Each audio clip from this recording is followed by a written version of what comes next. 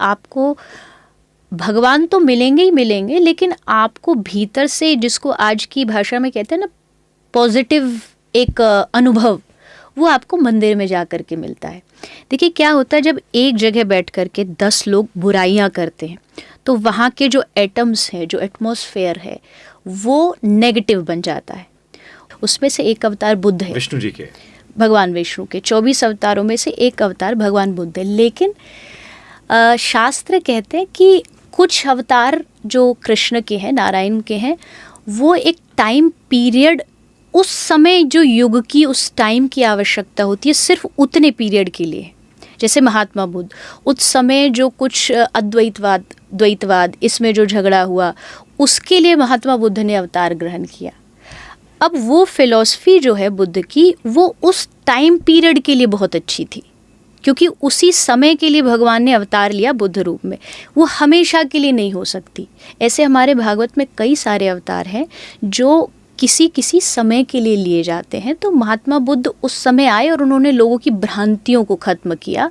लेकिन कुछ चीज़ें आज के युग के अनुसार हम शायद न माने, तो मुझे लगता है ज़्यादा अच्छा है। टाइम बदला है, युग बदला है, और युग के हिसाब से हमारी जो धर्म के प्रति जो समझ है वो भी बदलनी चाहिए। जी ठीक है। आपके यहाँ पर मैं आया, गौशाला बड़ी अच्छी लगी मुझे। गौशाला से क्या है, गौ अस्पताल। जी, गौ अस्पताल सही शब्द होगा, क्योंकि दर्शकों को बता दें कि यहाँ पर गौ अस्पताल है, गौशाला नहीं, जहाँ पर वो गाय जो बीमार हैं, वो गाय जो चोटिल हैं, असहाय हैं, बेबस हैं, बेसहारा हैं, या जो अपना ख्याल खुद नहीं रख सकती, ना सिर्फ गाय बल्कि और भी जो जानवर हैं, जैसे कि आप डॉग्स की बात कर लीजिए, जानवर, या चिड़िया की बात कर लीजिए, या कई और बंदर, बहुत सारे जानवर यहाँ पर हैं। ये गौशाला का कॉन्सेप्ट आपको कहाँ से मिला? क्योंकि गौ सेवा हमारी संस्कृति का हिस्सा रही है। मेरी माता जी भी 2 गाय घर में रखती हैं, उसकी सेवा करती हैं। लेकिन ये 300-400 गाय जो आप लोगों ने सेवा शुरू की, ये थॉट कहाँ से आया? फिर इसके लेकर मेरे पास बहुत सारे सवाल हैं। थॉट बस ऐसे ही शुरू हुआ कि मैं कथा 7 साल की एज से कर रही हूँ, और जहाँ भी जाते थे कथा में तो लोग अपनी गौशाला लेकर के जाते थे, अपने शहर की गौशाला। और कई बार ऐसा देखने को मिला कि गौशाला में कोई गाय पड़ी है, इलाज नहीं है, उनसे पूछो तो वो कहते कि कोई व्यवस्था नहीं है। तो पहले हमारे मन में भी था कि गौशाला शुरू करेंगे, लेकिन जब वो देखा तो लगा कि नहीं, गौशाला नहीं, हमें एक हॉस्पिटल शुरू करना चाहिए जिससे इलाज, जो गायों को ट्रीटमेंट चाहिए, वो हम दे सकें। तो बहुत एक छोटे से संकल्प से, बहुत छोटी सी एक सोच से ये शुरुआत कर दी। और पहले हम थोड़ा सा इस चीज़ को लेकर, मैं स्पेशली थोड़ा थी कि बीमार गाय लाएंगे कहाँ से।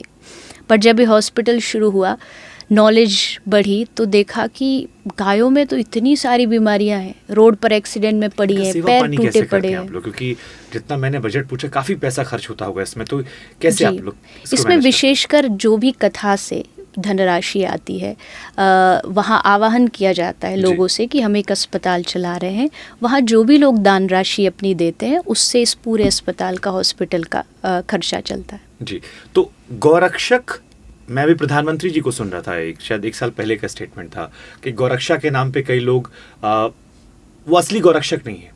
तो हम कैसे पहचाने कि व्यक्ति गौ सेवा कर रहा है या गाय के नाम पर अपना बिजनेस, अपना एजेंडा चला रहा है? ये डिफरेंस कैसे हम पता करें? जी देखिए क्या होता है ना कि गौ सेवा कोई भी हो, ये हम गाय की बात कर रहे हैं, लेकिन बहुत सारे लोग वृद्धों की सेवा करते हैं, अनाथों की सेवा करते हैं।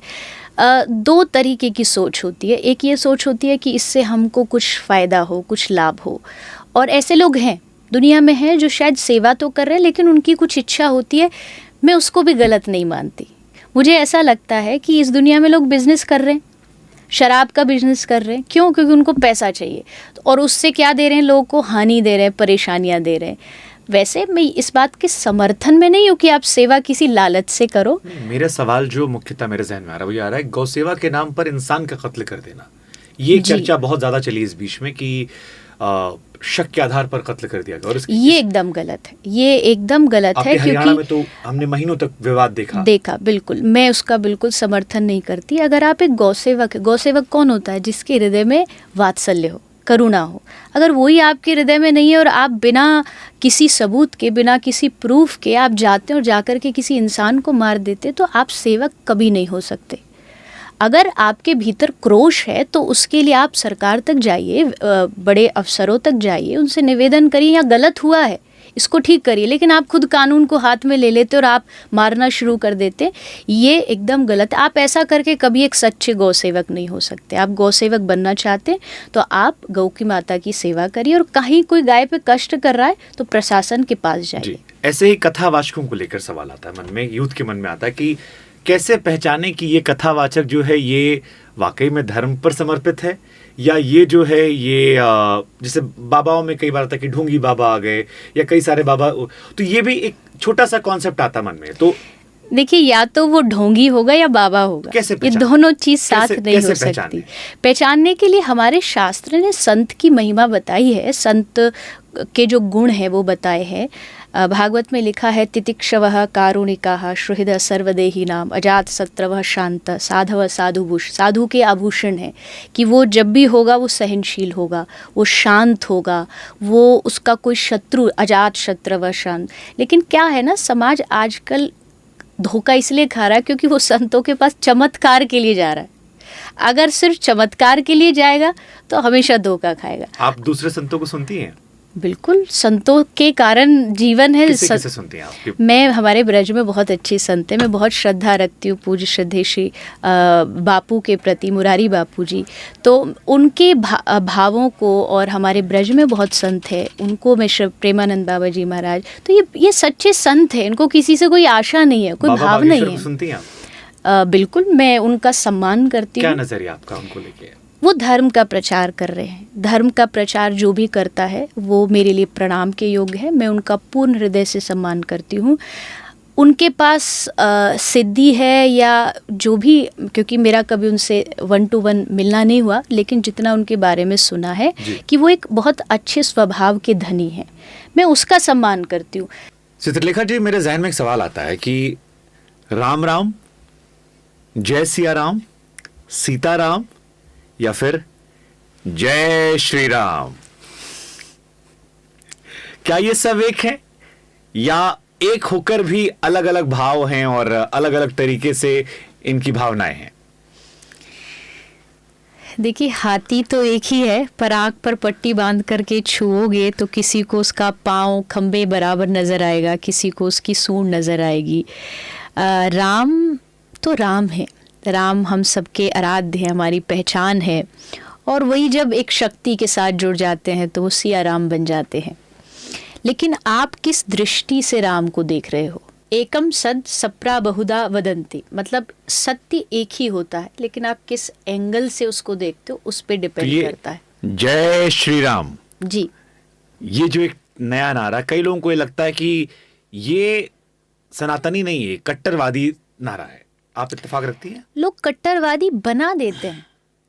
राम सौम्यता का प्रतीक है, रामशीलता का प्रतीक है, दृढ़ता का प्रतीक है। लेकिन कहीं भी अगर आप पूरे रावण के साथ उनका युद्ध देख लीजिए, कहीं भी राम ने अपने धैर्य को नहीं खोया, अपनी मर्यादा को नहीं तोड़ा।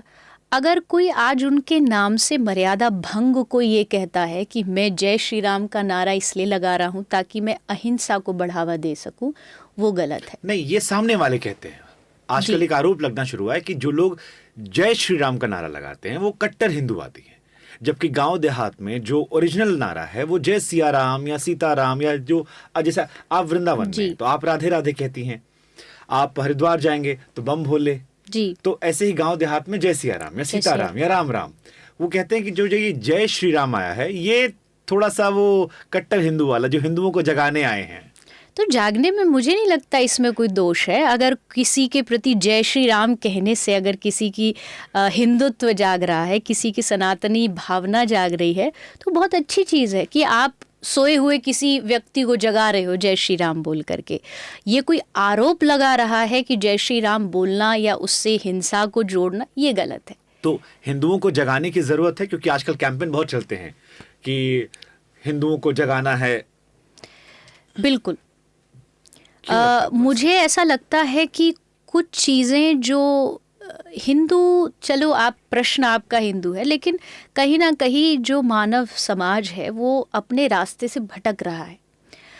सनातनी होकर के भी हमें पूजा पाठ, हमें भगवान का नाम या सत्संग ये सब करने में शर्म आती है, या फिर ये बताने में भी शर्म आती है कि हम सनातनी हैं। तो अगर ये आप कर रहे हो तो इसका मतलब कहीं ना कहीं आप सोए हुए हो।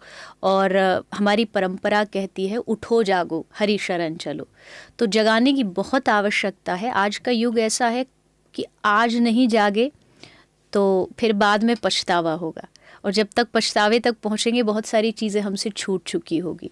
तो जागिए, अपने धर्म को समझिए, और कभी भी अपने आप को धार्मिक कहने में या सनातनी कहने में शर्माइए मत। ये आपका गौरव है कि भगवान ने आपको इस धर्म में जन्म दिया है, आप भारत भूमि में जन्मे। तो जैसे आप प्राउडली कहते हैं आई एम एन इंडियन, तो वैसे प्राउडली कहिए आई एम एन सनातनी। तो उसमें कभी भी संकोच नहीं, और जागना बहुत ज़रूरी है। जागना ज़रूरी है।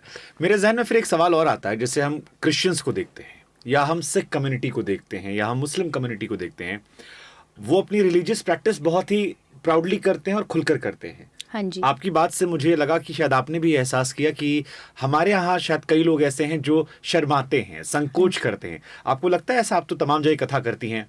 बिल्कुल, और खासकर आज का जो यूथ है उसको थोड़ा सा आउटडेटेड लगता है कि ये हाँ, ओल्ड फैशन लगता है कि ये सारी चीज़ें तो पुराने लोगों का काम है, हम क्यों चंदन लगाएं, हम क्यों अच्छा मंदिर जाएंगे तो मेरा फ्रेंड सर्कल क्या बोलेगा, मेरे दोस्त क्या बोलेंगे। लेकिन जब आप और चीज़ों में ध्यान नहीं देते, आप हर चीज़ में, जब आपको ड्रिंक करनी होती है, आपको कुछ खाना होता है, तो आप क्या कहते हैं, अरे तो दुनिया है, ये तो कुछ भी बोलेगी, मैं क्यों सुनूं इसकी, माई लाइफ माई रूल्स। तो जब आप वहाँ अपने आप को इस तरीके से सोच सकते हैं, तो धर्म के लिए फिर क्यों सोचते हैं, कौन क्या सोच रहा है, मैं करूँ ना करूँ। दूसरों की वजह से अगर आप अपने धर्म से रास्ता भटक रहे हो तो आप बहुत बड़े लॉस में हो। आपको अपने आप को इतना मजबूत करना चाहिए कि सामने वाला आपसे क्वेश्चन भी करे तो आप हक से उसका आंसर दे सको। आपको पता हो, हमारे धर्म का लॉजिक पता हो, क्यों मंदिर जा रहे हैं, क्यों क्या कर रहे हैं, ये सब लॉजिक आपको पता होना चाहिए। तो मंदिर क्यों जाते हैं हम? जब कहते हैं कि जैसे अयोध्या की बात कर ले हम, तो अयोध्या में मंदिर बन रहा है जी, अब बन रहा है, अब तो जनवरी में सब कुछ होने भी वाला है और बड़ा लंबा इंतजार खत्म हुआ है। लेकिन एक वर्ग कहता है कि ये जिद गलत थी कि मंदिर वहीं बनाएंगे, अयोध्या के तो कड़ कड़ में राम है, ऐसा एक पक्ष कहता है जी।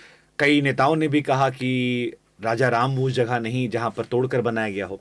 तर्क उसका यह है कि पहले श्री राम का आराध्य वहां था, उसके बाद चीजें बदली, वापस स्वरूप में ला रहे हैं, अपनी अपनी बातें हैं।